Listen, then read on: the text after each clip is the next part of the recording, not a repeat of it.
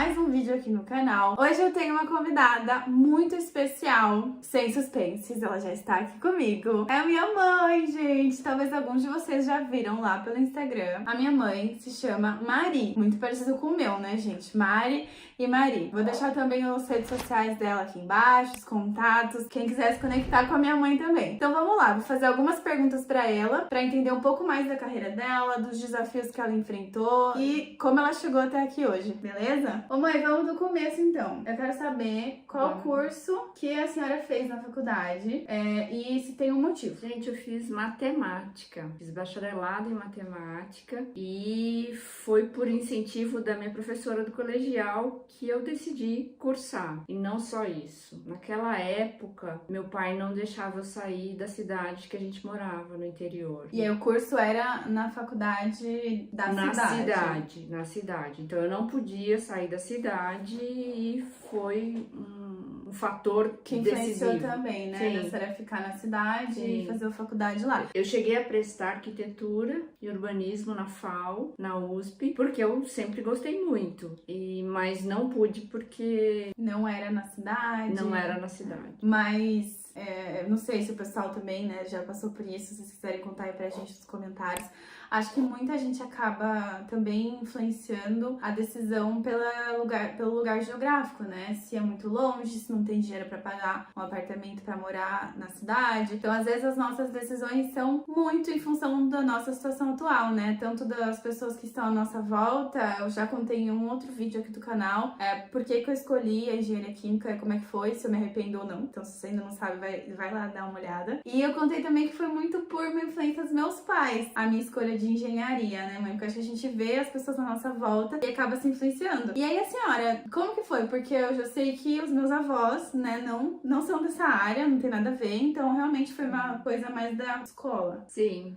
Desde do grupo escolar, que naquela época era grupo escolar, eu sempre gostei muito mais de exatas do que da parte de biológicas, do que a parte de humanas, então sempre me atraiu mais. E eu ia bem, eu gostava e ia bem. E aí, a senhora fez uma faculdade, quanto tempo durou? 4 anos. Tá. 4 E aí, anos. quando terminou, como é que a senhora imaginava a carreira, assim? A senhora queria fazer o quê? Eu me formei pensando em fazer pós-graduação. Toda a fase da graduação foi pensando em fazer mestrado. Então, estudei focada nisso. E aí comecei a fazer o mestrado e vi que não era aquilo que eu queria. Porque era muito teórico? O que era? Porque era muito teórico. E aí eu sentia falta de ter contato com algo mais aplicado no mundo real, né? No mundo real. E aí acabou que eu acabei indo para essa área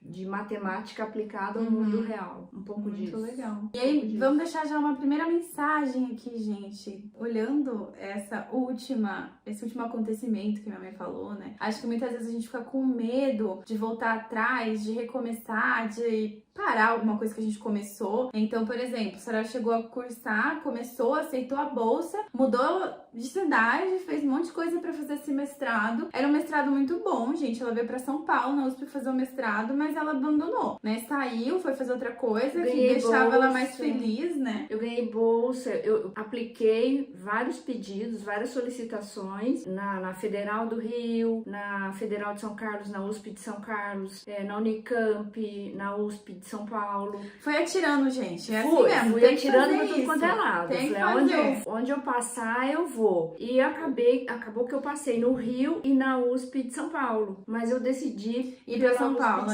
vim pra São Paulo. E aí, assim, terminando essa mensagem, né, acho que a gente não ficar preso nessa ideia de que, poxa, comecei, então eu não posso sair. Né? Então, se for algo que não vai te deixar satisfeito, feliz e realizado depois, então sai, né, não perde esse tempo, vai fazer outra coisa. E assim, muitas vezes isso pode ser benéfico também. Claro, não tô falando pra vocês abandonarem tudo, né? Estou falando que assim, chegou num momento, minha mãe tava lá, descobrindo que realmente não era esse setor de atuação que ela queria, não era dessa forma que ela queria atuar, então faz super sentido ela ir fazer outra coisa, ela já tinha uma faculdade completa, então, né, já tinha uma base aí pra senhora começar no mercado de trabalho, né? Sim. E outra, completando o que a Cal falou, vocês não vão estar livres de julgamento, gente. Meu pai caiu em cima de mim. Você não sabe o que você quer, você mudou de ideia, cada hora é uma coisa. Por que você começou o mestrado e agora tá falando que não quer mais? Falei, pai, eu não quero, descobri que eu não quero. Falei, eu vou pro mercado de trabalho. Mas assim, foi briga, teve discussão, lógico, e aí ele teve que acatar, porque eu falei, não, eu tô me virando, não vou pedir dinheiro pro meu pai. Então foi bem esse histórico aí de não vou acatar o que ele quer, porque ele queria ainda definir as coisas pra mim.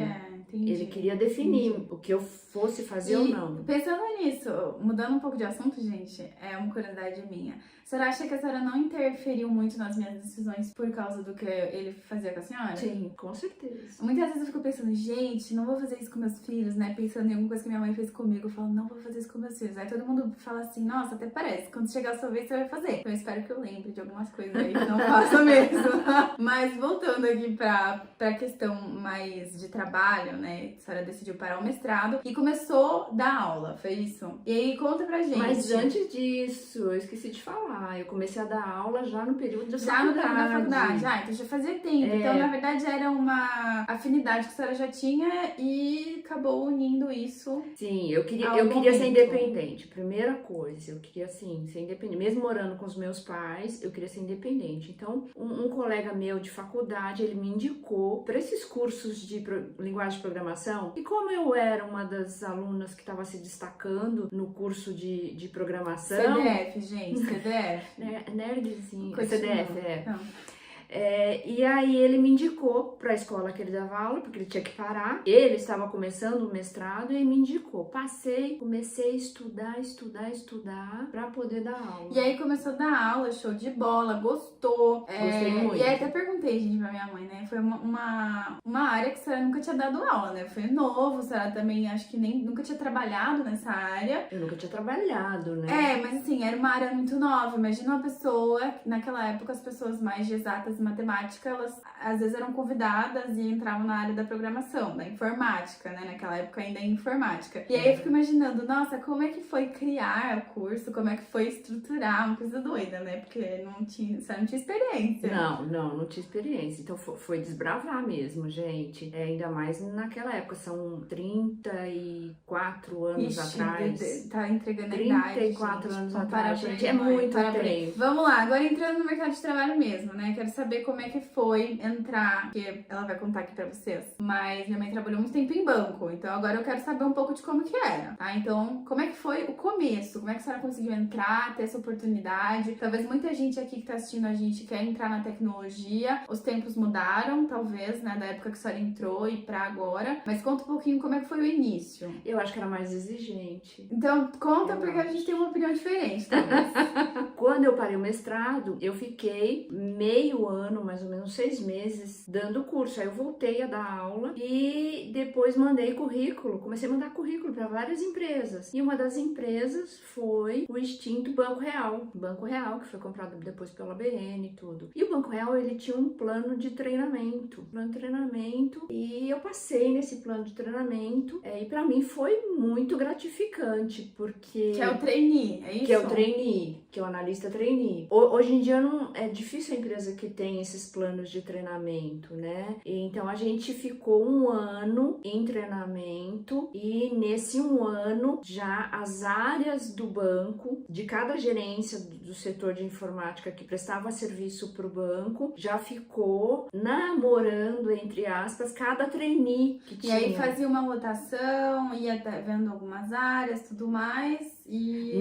Não, a gente ficou 1 ano focado no treinamento para conhecer o ambiente todo, todas as linguagens necessárias e entendendo o funcionamento de banco. Até estágio em agência eu fui fazer para conhecer o esquema de agência, como funciona a agência. Legal isso aí, ó. Se tiver alguém assistindo que trabalha já nesse meio, seria legal reimplementar isso, né, gente? Que acho que é uma coisa que não tá tendo tanto, que é essa dedicação para as pessoas que entram para os júniors e pessoas essa oportunidade, que entram ter ter essa oportunidade de ser treinado, né? De se dedicar e aprender para aquele cargo, para aquela posição, ou para aquele setor de atuação. Às vezes, é o que a senhora falou, talvez era mais exigente, mas em que ponto? Porque, por exemplo, hoje eu vejo que as pessoas esperam que a gente já saiba, que as pessoas já saibam mais de tecnologia do que antes. Entendi. Não, é porque, assim, foi muito difícil entrar nessa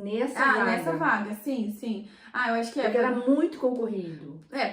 Por ter essa formação, esse treinamento, esse acompanhamento, devia ter muita gente querendo, Sim, né? Os outros bancos já queriam alguém já formado. Nesse caso, muito parecido com hoje, né? As pessoas querem já que a gente já chegue sabendo um monte de coisa. Eu fui muito feliz bom. nessa oportunidade. Sim. Muito legal. E como é que era o ambiente de trabalho, mãe? Como é que era o dia a dia? A senhora passava muito tempo programando, fazendo reunião, lendo e-mail? Como é que era? Fantástico.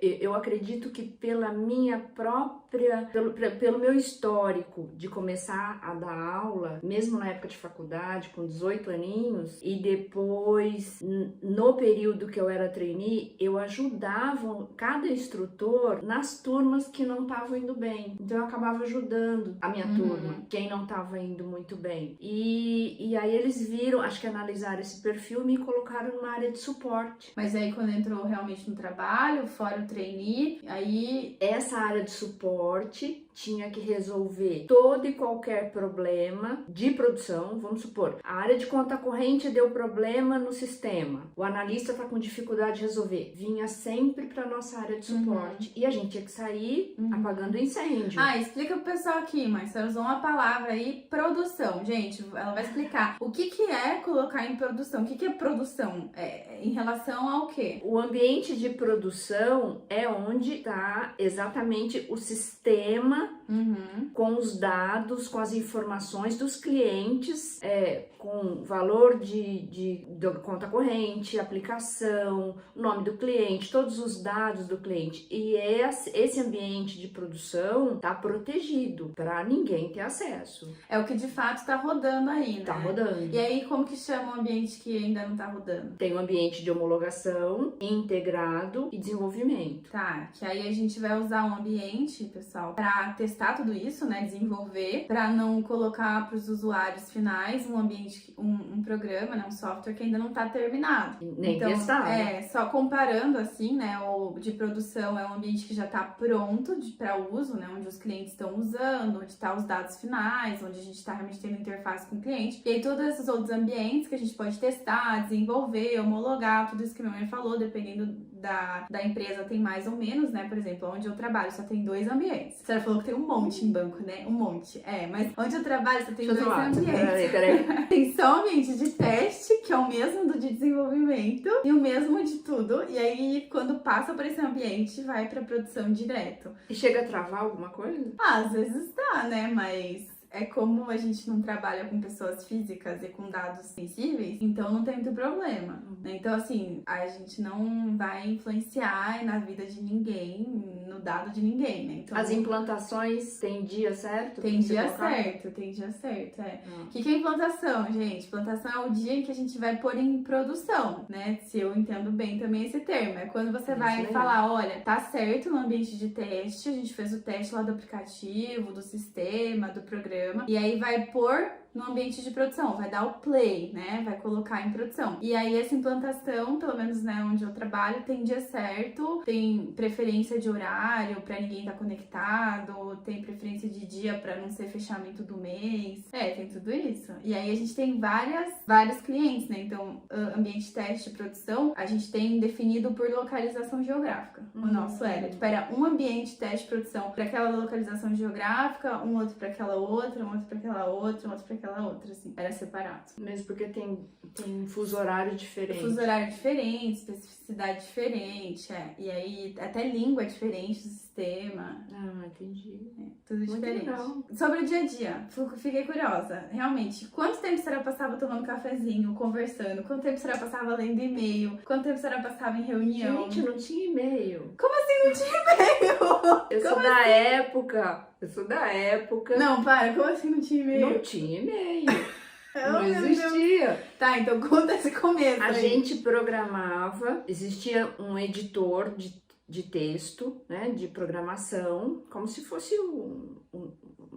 a nota, né? Note, mas dentro do mainframe. Então existia um aplicativo, como se fosse um aplicativo, software que rodava dentro do mainframe, que simulava um ambiente de editor de programa. E aí a gente acessava essa parte por meio de uma console. Era um terminal burro. Mas... Não era nenhum microcomputador, não existia nenhum microcomputador nos bancos ainda. Era a tela preta que a senhora fazia comando. Era a tela preta só de comando, exatamente. Meu Deus do céu. Só de comando. Eu cheguei a pegar a época ainda de cartão perfurado, gente. Nossa, isso não, nem sei o que é, gente. Mas aí como que fazia como que se dava a conversa entre as pessoas da equipe, então, se não tinha e-mail? Era formalização através de papel impresso na impressora contínua. Então, se tinha algum projeto para fazer, aí você montava o texto, um texto contínuo mesmo, e mandava imprimir, e o computador, o grande computador, né, o mainframe, ficava no 5º subsolo, na Avenida Paulista, no 5º subsolo. Gente. A área de impressão também ficava no 5º subsolo. Aí a gente ia buscar, se era uma coisa emergencial, pedia para separar tal relatório que era emergencial, se não era sempre no dia seguinte o relatório. E aí a gente separava. Todo mundo assinava. Ia oficializando o que foi feito e conversando entre si, assim, Sim. com esse documento. Sim. Mas e coisa que era mais corriqueira? Assim, hoje em dia a gente brinca por e-mail, manda uma mensagem, pergunta, sei lá, que horas que a pessoa vai chegar, vamos tomar um café, ou vamos sair pra jantar, vamos fazer um happy hour. Nesse software que fazia toda essa interface de edição de programa, ele tinha alguns comandos de mandar mensagem para tal usuário. Mas isso tudo era auditável, então a gente tinha que tomar cuidado. Sim, porque a auditoria olhava. Não, mas hoje mesmo as mensagens Teams, Slack, todas essas coisas aí, com certeza as empresas têm acesso a tudo que a gente fala com também. Com certeza. Cuidado, gente. Cuidado, gente. Cuidado. Mas assim, que coisa louca. Mas na prática, mãe, como você via os colegas? Tinha aqui no setor. Só via fisicamente mesmo, assim, né? Só, ia lá, só. tinha Um papo. Lá. Mas aí quando assim, vamos fazer um brainstorming, fazer uma conversa sobre algumas ideias pra resolver um problema. Aí sempre era reunião física, todo mundo junto. Sempre. Aí tinha um momento que faziam, tipo, um momento de código juntos, assim, vocês faziam programação juntos? Já aconteceu? De eu ter que ajudar alguém, sim. Tá. Mas era mais assim, a pessoa tem as atribuições dela e precisa de ajuda, vai fazer junto. Não é cada um vai e fazer a sua lição de casa. E aí, como que, realmente, o que mudou? Não, o que mudou, né? Deve ter mudado muito, né? Mas eu quero saber. Mudou muito com a chegada de e-mail, dessas coisas todas? Total. Assim, foi uma revolução. Quando começaram a implementar as redes internas, a intranet, instalar os microcomputadores. Nossa, aquilo foi... Gente, que loucura! Todo mundo ficou oriçado. Que loucura! Agora você imagina o banco começar isso do zero e também implementar as boas práticas de uso, normas. Então foi... No começo a galera usava a terra de ninguém, né? Era. Não, mas assim, grande empresa ela tem que ter regras, então só liberava com as normas aprovadas. Caramba, mãe. E no começo também não tinha, começou muito devagar essa liberação de e-mail, porque era tinha pouca memória, pouca memória, não era rápido como é hoje. Então demorava o microcomputador, era bastante lento. E no final, assim, só por curiosidade, no final da carreira já era um provedor de mercado mesmo? Tipo Microsoft, assim? Não, sempre foi. Sempre foi da Microsoft? Sempre foi Microsoft, mas o hardware era outro, né? Sim. Entendi. O nosso também é tudo da Microsoft, mas tem empresas que é Google hoje, né? Que tem toda os sistemas do Google, ou muita gente usa vários tipos de e-mail, mas aí a plataforma para conversar, tem gente hoje que usa usa um que chama Slack, que conversa. Esse eu ainda tenho dificuldade em transformar os meus e-mails em um Slack. Tem gente que fala que e-mail vai virar lá o conversa no Slack, que não é nem mais e-mail, é um canal de conversa, assim. Sério? É. E pra mim isso já é novidade, Nossa, muita novidade. Mas é super interessante. Olha a diferença, gente. Que loucura! E aí, quando você tinha um problema, né? Hoje, quando a gente tem um problema, todo mundo vai reconhecer o nome da plataforma que eu vou falar. A gente acessa hoje uma plataforma que chama Stack Overflow, por exemplo. Né, que é uma plataforma, tipo um blog, assim, né, um fórum onde todo mundo posta perguntas e respostas. Ah, não consegui fazer tal coisa. Ah, não consegui executar tal função. Ah, não consegui instalar tal coisa. Aí todo mundo ajuda. É muito grande essa comunidade. Ou na internet mesmo, né, no Google. Aí como que era? Você só tinha um problema. Manual. Você sentava e chorava? Manual no papel. Manual no papel. E aí, assim, a ordem era: o analista vinha com toda uma comitiva, gerente, superintendente, dependendo da gravidade do problema, porque parou o sistema, imagina, parar o sistema, parar o banco. Nossa. E aí vinha, a pressão todas as vezes vinha até o diretor. E, quem que pode ajudar nesse assunto? Aí juntava todo mundo do suporte, primeiro os mais velhos, que eram os que tinham mais experiência. Uhum. E aí, não sei isso. E aí é todo mundo pegando o manual, consultando, e dependendo do problema, a gente chegava a ligar para a IBM.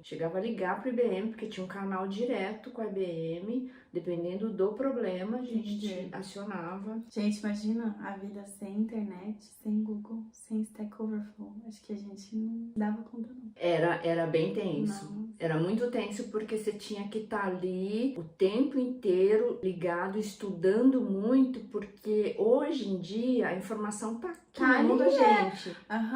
A gente tinha que estar pronto para responder qualquer pergunta dos usuários. Meus usuários eram os analistas, né? Então eu tinha que estudar muito. E a senhora tinha uma colinha, assim, hoje se a gente esquece uma sintaxe ou um modo de escrever, uma linha de código, a gente vai buscar na internet. Aí a senhora fazia tipo um caderno, assim, de todas as coisas? Como é que era na prática?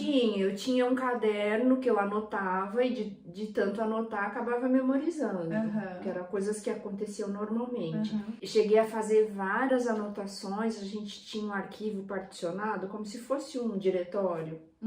Tinha um arquivo particionado no mainframe. Compartilhado com a galera? E Não. Cada um tinha o seu. Cada um tinha o seu. Entendi. E aí montava toda a sua base de conhecimento ali. Chegou um momento que a gente começou a ver a importância de já compartilhar. E algumas coisas eram compartilhadas. Aí a gente começou a pôr rótulos.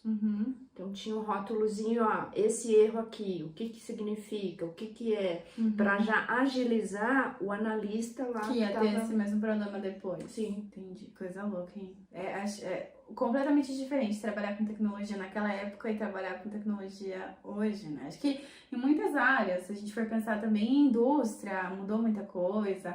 A gente tinha, naquela época, né, alguns anos atrás, meus colegas da indústria falavam que eles faziam planificação da produção com papel. Pô, ia no papel assim, desenhava, como se fosse um Gantt, assim, né? Fazia aqueles retângulos pra dizer até quando a produção ia. Então, tipo, de hoje até daqui 3 dias era esse tipo de produção. A gente colava. Aí depois o outro. E aí eu falava assim, gente, mas aí não ficava salvo em nenhum lugar, não compartilhava com ninguém. Não, era no papel e aqui se acabou. Perdeu o papel, rasgou, não sei o que lá.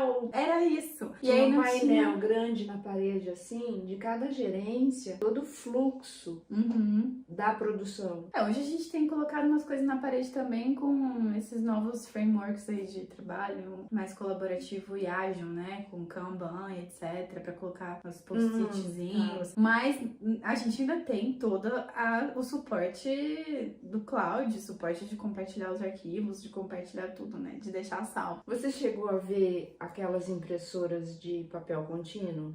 Já, mas num contexto de finança, né? Quando a pessoa tá, tipo, fazendo a nota fiscal, assim, imprimindo. Sei. Mas só assim. A impressora era papel contínuo. Quando surgiu a impressora laser de grande porte, eu fui fazer um curso na Xerox. Fui enviada para fazer um curso. Mas o que tinha a ver com a área do banco isso? Pra poder usar? Porque aí começou toda uma mudança de precisa mandar extrato da conta corrente para o cliente, mandar extrato da poupança para o cliente, mas tem que mandar no formato bonitinho. E aí na laser tinha que fazer todo o extrato bonitinho, desenhar mesmo. O que hoje a gente faz facílimo nos aplicativos. Aí tinha que desenhar ponto a ponto, pixel a pixel, quadradinho por quadradinho. E aí eu fui fazer o curso para depois dar o curso para os analistas dentro do banco. Que loucura. Porque não era um editor de texto, assim, que era mais fácil de fazer. Não, comando de, faça esse quadradinho tanto por tantas polegadas. Nessa posição do papel aqui. Que loucura, gente. Imagina se para imprimir um negócio tivesse que fazer isso. E aí você tem que saber que fonte que você vai usar, qual o tamanho do fonte, qual a largura do fonte, para ver certinho como que você vai colocar em cada quadradinho, como você vai dispor os dados de cada cliente, tudo. E aí tinha que fazer o cálculo certinho. E aí, imagina eu com 22 anos fazendo o curso e depois dar o curso para imprimir, gente, que loucura. Pros analistas mais antigos, com 30, 40 anos, e eles não davam credibilidade nenhuma pra Falando mim. nisso, como é que foi ser mulher nessa área, naquela época? Olha, foi difícil. Foi difícil. Assim, ao mesmo tempo que foi fácil, porque você, se você consegue provar o quanto você conhece, o quanto você sabe, o quanto você se dedica, o quanto você se empenha, a confiança vem. Sim. Só que até chegar nesse ponto, você é muito testada. Você é muito mais testada do que o homem. Então eu via a diferença dos colegas de turma, o quanto era muito mais fácil para eles deslancharem a carreira do que pra gente. A gente tinha que ralar muito mais. Isso ainda acontece, mas imagino que naquela época era muito pior, né? Porque o movimento de mulheres em tecnologia, STEM e toda essa questão de equidade chegou faz pouco tempo, né? Essa conversa aberta mesmo sobre isso chegou faz pouco tempo. Então naquela época, imagino que era muito mais difícil. E você acha também que tinha uma questão de autoconhecimento e confiança, né? E acreditar em si mesmo, que as mulheres tinham muito pouco. Achavam que, eu sou menos capaz, ou de acreditar em si mesmo. Você acha que tinha essa questão também? Tinha. A gente, eu pelo menos, e as minhas colegas e amigas mais chegadas, a gente sentia isso na pele. E eu já cheguei a ver muitos casos de meninas desistirem e voltar para a área que veio. Desistir porque achava muito difícil seguir a carreira. E aí, a senhora via, ao longo dos anos, mulheres tomando posições mais altas, assim, assumindo posições mais de gerência, mais e mais com o tempo, ou não? Com o tempo. Então, agora, assim, mais no final da carreira, tinha mais mulher? Era uma coisa quase 50-50 ou não? Era muito mais do que no começo da minha carreira. Mais mulheres na liderança. Mas chega a ser quase 50-50 ou ainda não? Eu acho que chega sim, pelo menos onde eu estava, sim. Isso é um ponto positivo, né, gente? É um ponto positivo, porque quando eu comecei lá em 1900 bolinha, era bem mais difícil de você conseguir subir na carreira, né? Primeiro era difícil de você conseguir um lugar ao sol por ser mulher, era difícil mesmo. E tinha uma brincadeira que o pessoal falava que a pessoa deu certo, que algumas meninas acabavam conseguindo porque tinha um diretor ali que deu certo. Entendi agora, gente. Nossa, eu demorei pra entender! Meu Deus! Agora que eu entendi, gente, que loucura! Gente, pior que é. Que loucura! Mas existe isso em todo lugar, viu, gente? E aí a senhora via, assim, grupos de mulheres dentro da empresa se ajudando ou tendo um momento de conversa, de apoio, ou não tinha isso? No início da minha carreira, quando a gente estava no treinamento, a gente fazia muito disso, de uma ajudar a outra, né? quem estava no mesmo nível. Quem já estava num nível, começando a trabalhar dentro do banco, a mulher já faz uma proteção, uma barreira de proteção, pelo menos fazia, que era difícil de você chegar. Então, se sentia uma competição muito grande. Isso era terrível, e formavam-se as panelinhas, e era difícil da gente conseguir chegar. Foi difícil. Não foi fácil, não. Isso aqui eu vou reproduzir uma frase, né, uma pergunta com um conceito que algumas mulheres em um evento que eu organizei que trouxeram, tá? Mulheres mais velhas também. Não que você seja velha, tá? Não, eu tô velhinha, gente. Não, mas assim, mulheres em torno dos 45, 50 anos, de um evento que eu organizei de mulheres na ciência de dados. Elas trouxeram isso, né, que na geração delas, elas veem isso, em que as mulheres que conseguem assumir, não todas, tá? Não é regra, mas muitas mulheres conseguem assumir a liderança, que conseguiam naquela época, elas, na verdade, tentavam replicar características consideradas mais masculinas. Às vezes não era o jeito dela, na vida pessoal, mas ela entrava lá no trabalho e entrava naquele personagem. E às vezes acabava sendo, não tô falando que homem seja assim, mas muito mais dura, grossa, muito mais direta, ajudar menos, ser menos solista, menos amigável. Eu ficava nessa posição, o que essas minhas colegas mais velhas trouxeram. E aí elas trouxeram isso, na verdade, como uma mensagem. Elas falaram, olha, gente, não precisa disso, né? A gente tinha medo e vergonha de se maquiar muito, de usar uma roupa um pouco mais feminina. E aí elas trouxeram isso pra gente mais jovem com essa mensagem, olha, não precisa disso. Mas elas falaram que pra elas teve muita gente que só subiu porque mostrou isso. A maioria das mulheres, na época que eu era trainee, júnior, pleno, nessa época as mulheres que estavam em postos de gerência ou superintendência eram realmente mulheres que mostravam mais agressividade. Nessa postura que você falou. E realmente era assim mesmo. E quem se destacava mais era quem gritava mais. Ai, gente, que loucura, né? Acho que é partir de nós, todo mundo aqui tomar essa consciência, seja homem, mulher, todo mundo, né? E entender que não precisa disso. Né? Entender que tudo bem, que cada um é diferente, que as nossas competências técnicas têm nada a ver com como a gente, né? Não precisa ser dessa forma. Óbvio que as relações são muito importantes, né? Então, assim, eu não gosto de trabalhar com quem não me trata bem, com quem fala grosso comigo sem necessidade, né? Com quem me maltrata. Acho nada a ver, que não precisa disso, né? Então, acho que hoje a gente mudou muito isso. E quando a pessoa é dessa forma, acho que ela é até mal vista, né? Então... Você sabe que não era, né? Não era, mas eu acho que hoje é um pouco diferente. Eu acho que depende da empresa. Depende da empresa. Caramba. Depende da empresa, ainda prega muito esse fogo no olho. Depende da empresa. Conta aí pra gente, pessoal, se na empresa de vocês, né, como que é? Qual que é a tendência aí e pra gente conversar. Porque é algo assim que realmente muda muito a nossa experiência do dia a dia, né? Ficar num ambiente que é pesado, um ambiente onde a gente precisa ser dessa forma pra poder se dar bem no trabalho é horrível, né? Então... É difícil. Eu tenho até uma recordação que ficou muito marcante em mim, que quando eu cheguei a sair da área, depois voltei, e aí fui para fazer um projeto inovador no banco, que era implementar todo um processo de criptografia por hardware. Aí eu explico depois o que é isso.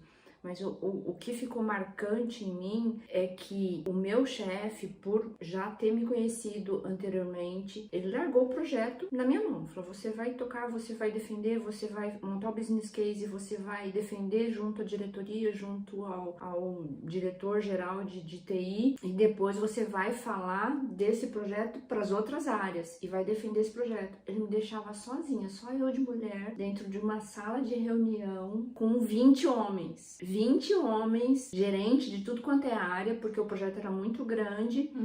E aí ninguém deixava eu falar. Os homens não deixavam eu falar. Aí eu não fui grossa, mas assim, eu tive que pedir licença. Olha, eu preciso levar isso adiante, porque senão o projeto não vai pra frente. Então eu peço, por favor, para vocês me ouvirem. A hora que eu terminar de explicar o que é esse projeto, vocês podem falar à vontade.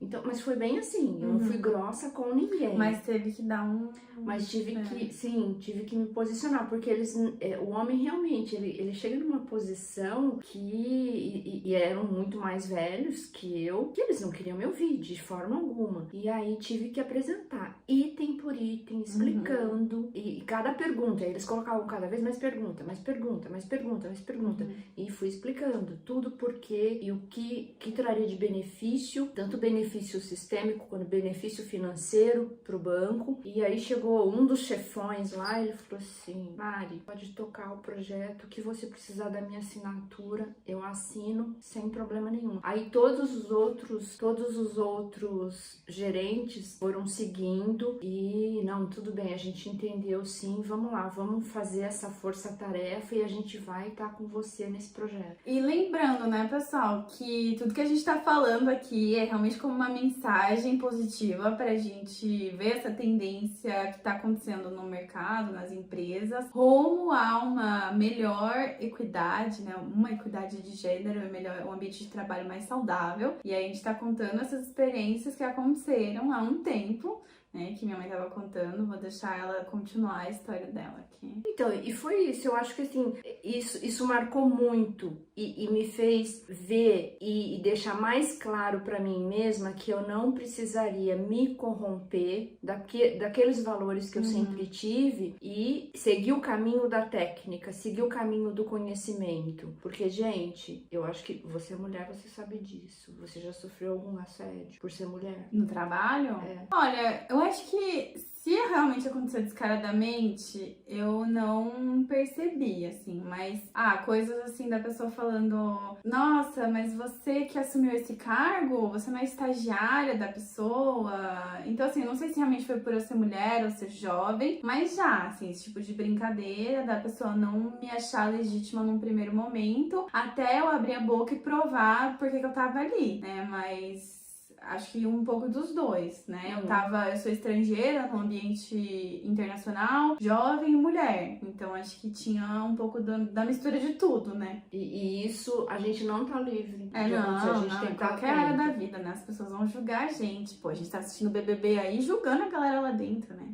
Retomando a questão técnica, eu quero saber a definição de um último termo aqui, tá, mãe? Quero saber um pouquinho mais sobre o que a senhora falou de criptografia antes da gente encerrar. Então, fala um pouquinho mais de algo. Outra coisa técnica aqui pra vocês entenderem, que é, tipo, super interessante. O que é, de fato, a criptografia? Como que usava isso naquela época? Usa isso ainda hoje? Como é que é? Com certeza, hoje mais do que nunca. Então, gente, criptografia é a ciência que usa a matemática, a famosa matemática que eu tinha feito na graduação, para esconder informações, para proteger informações. Isso nasceu nas guerras e até antes disso, né, para mandar mensagens de guerra, onde de forma ninguém protegida, ia entender. Onde ninguém ia entender. E aí, nas empresas surgiu essa necessidade para proteger as informações dos clientes. E aí, o banco mais ainda para proteger os dados sensíveis, os dados dos clientes, as senhas de cartão, da conta corrente, hoje do internet banking, dos aplicativos e tudo mais. Porque é muito doido, né, gente? Você coloca lá seu e-mail, login, senha e aí desbloqueia pra você. E como que eles fazem essa gestão de desbloquear só pra você, né? De alguém não conseguir interceptar sua senha ou conseguir acessar hackeando. Então, assim, é uma coisa muito doida, né? Que deve ter uma segurança e uma importância dentro do banco muito grande, né? Aquilo que eu não via, olha só, gente, que interessante, como o mundo dá voltas, né? Quando eu comecei o mestrado, eu via aquele monte, eu tinha que estudar aquelas funções malucas e provar os teoremas, as funções. Eu falei, meu Deus, pra que eu vou usar isso? E no fim, eu acabei pegando, falei, olha, eu iria fazer tudo aquilo como se fosse provar ou montar um teorema que poderia, no futuro muito longínquo, ser usado, por exemplo, para criptografia. Então, os grandes matemáticos lá de trás montaram grandes teoremas, grandes funções, grandes algoritmos matemáticos que hoje são utilizados utilizados e reconhecidos pela segurança que dá dentro de uma função e usar as informações como a sua senha, por exemplo, vai entrar como uma dos dados para essa função e sair algo que só vai ser válido para a sua senha. Entendi. Então, na prática, eu vou colocar lá, vou cadastrar minha senha, aí o sistema, o algoritmo, vai traduzir a minha senha através de uma função que só ele vai conseguir decifrar. Sim. Só ele vai saber o resultado da função. Sim. A função é a mesma. Por exemplo, lembra quando você falou assim, o ambiente de desenvolvimento integrado, homologação, produção?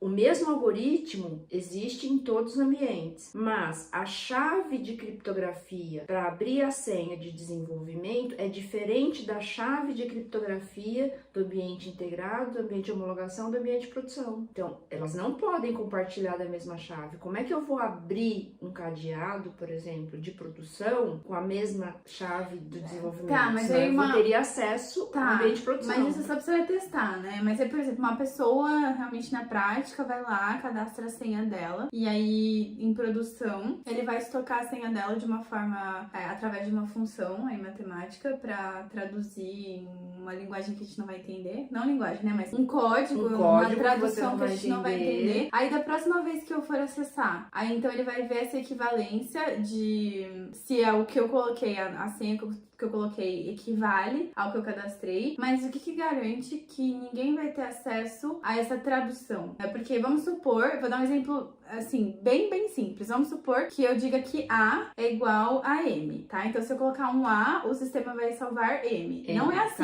né? Não é assim. Não é assim, mas simplificando. Mas só simplificando. Se eu colocar minha senha A, aí o sistema ele vai salvar M. Mas como que a gente garante que alguma pessoa não vai achar esse MMM, assim, que não vai conseguir acessar essa informação criptografada? Como é que funciona isso? O banco de dados é protegido também entendi. por uma senha de acesso, que é só em produção, e só o sistema pode acessar no ambiente de produção. E não só isso, quando você digita AAA, por exemplo, você está num caixa eletrônico, você vai digitar a sua senha, né? AAA. Vamos supor que fosse AA, porque é número no caso, número né? no cartão.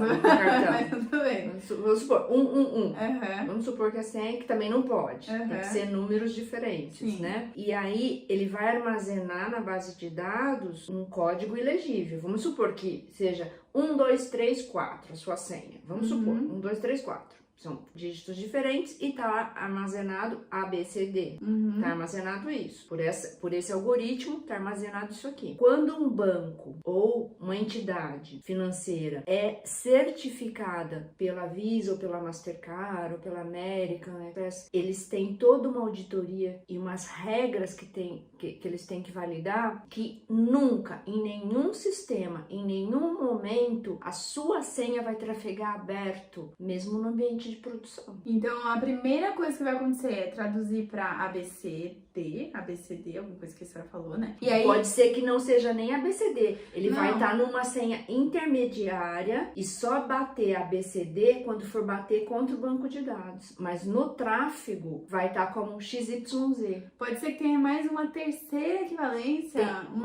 Tem muito mais do que isso. Gente, que loucura, entendi. É justamente para você dificultar todo o trajeto para ser difícil para alguém interceptar. Aquilo que a gente tem medo na internet do hacker interceptar a nossa senha, ele vai mudando de criptografia em cada ponto que ele tiver. Ele vai transformando aquela sua senha 1, 2, 3, 4 em coisas diferentes. E essas funções, como é que a gente protege as funções? As funções não são públicas. Elas são avaliadas pela FIPS, que é uma federação internacional. Tem todo um conjunto de estudiosos, matemáticos, físicos, engenheiros, que estudam isso e provam que elas são seguras e que funcionam por 6 meses. Um hacker demoraria 6 meses com um poder de computação muito alto para poder descobrir a sua senha. Por elas exemplo. vão mudando, então, essas funções? Sim, cada época, agora tem que migrar para esse algoritmo diferente. Na época que eu comecei, o algoritmo era chamado de 10. E aí depois foi para triple 10, 3 vezes o 10. Entendi. Então, cada época tem um algoritmo que é mais implementado. E qual foi esse projeto que a senhora falou que era criptografia por hardware? Era aí? Por hardware, porque no processo bancário, quando o cliente digitava a senha dele para sacar no caixa eletrônico, a senha do cliente era encapsulado, a gente chama de encapsulado, era criptografado, era protegido por uma chave de transporte para sair do caixa eletrônico e ir para o mainframe, que já era um micro. Tá. Um caixa eletrônico é um ambiente de microcomputador. Gente. É um processador de isso micro. Isso aí, um caixa eletrônico é um computador É um atrás. computador, exatamente. E aí ele tinha toda uma comunicação com o mainframe. Com o banco, com o IBM, computador lá de grande porte. E aí, chegando lá, ele ia decriptar pela chave de transporte, criptografar por outra, e assim, até chegar no banco de dados, para validar a senha. E aí, esse processo era todo feito por programa normal. Só que eles começaram a ver que em alguns ambientes estava ficando frágil, por quê? Porque existe o tal do hacker interno. Uma pessoa que trabalha no banco e que poderia vazar. Poderia vazar, por exemplo, coisa. Sim, ou pegar aquele programa e descobrir, fazer reversão, alguma coisa assim. E aí, a IBM lançou, e outras empresas também, no pequeno porte, nos microcomputadores, lançou a implementação de placas de hardware, como se ele estivesse colocando um chip dentro do mainframe. Imagina um chip nosso do celular, que é protegido, né? Então ele tinha uma placa criptográfica dentro do mainframe que existe uma chave dentro dessa placa criptográfica e os algoritmos eram processados só dentro dessa placa criptográfica, justamente para não ter problema de descoberta. Entendi. Então tudo era demandado, todo o processo de criptografia é demandado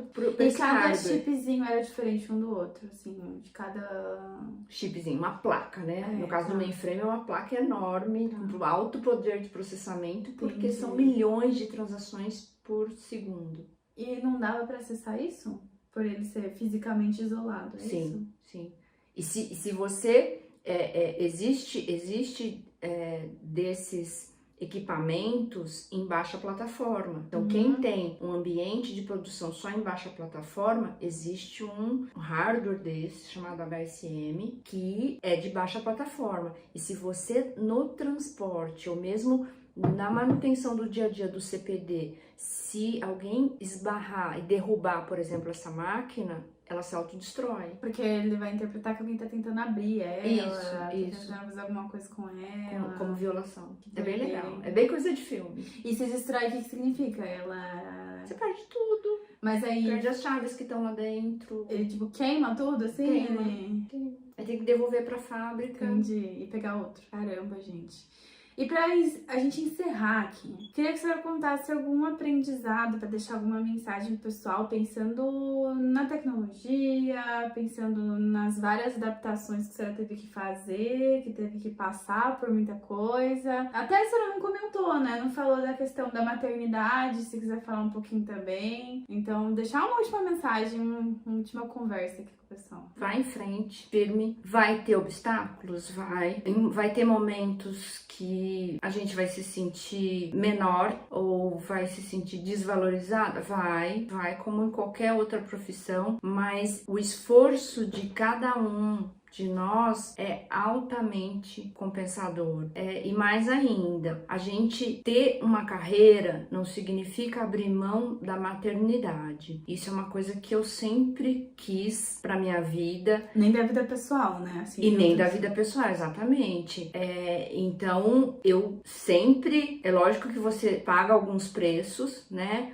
A Cal mesmo, ela teve que várias vezes ir comigo, eu levava ela pro banco. Ela conhece o que é dormir num chão duro de CPD, viu, gente? Que eu tinha que entrar no CPD porque se tinha algum problema. E eu não tinha com quem deixar, porque eu morava aqui. CPD, mãe, CPD. Centro de Processamento de Dados. Ah, tá. Onde ficam os hardwares. Tá bom. Onde ficam os hardwares. Então, como eu era de suporte, nessa época, né? Eu era de suporte, eu não tinha com quem deixar. Eu morava aqui em São Paulo. Até hoje a gente não tem familiares aqui, então ela era pequenininha. E eu chegava e falava, ó, vocês precisam da minha ajuda? Ok, eu estou disposta a ajudar, só que eu não tenho com quem deixar minha filha. Eu não tenho dinheiro para pagar babá. E é final de semana. Meu marido está trabalhando, porque ele também trabalhava de sábado e domingo, e eu tinha que levá-la. E eles abriam exceção, gente, abriam exceção mesmo. Então, quando a empresa precisa, eles abrem uma exceção. O segurança, ele acompanhava eu e ela subindo no andar, e ela ficava comigo. Eu levava as coisas para ela brincar. Gente, muita loucura, porque eu não lembro, tá?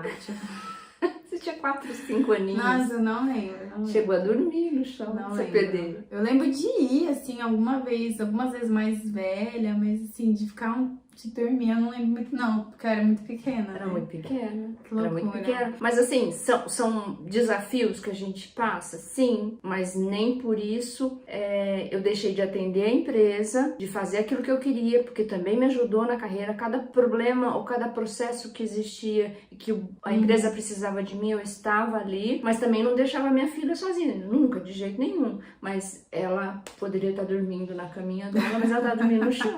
Muito bom, mãe. Achei muito interessante, tudo muito, muito interessante mesmo. Coisas que a gente não imaginava, né, galera? Coisas que, assim, pô, quando a senhora falou, não tinha e-mail. Eu falei, meu Deus, não tinha e-mail. Então, assim, são coisas que a gente não imagina como que era naquela época, né? E o quanto as pessoas tiveram que se adaptar. A gente fala muito hoje de adaptabilidade, o pessoal tem que ser adaptável, mas não é de hoje, né, gente? Ó, não é de hoje a gente tem que ser adaptável. O pessoal fala, nossa, competência de 2021, né? Não, né?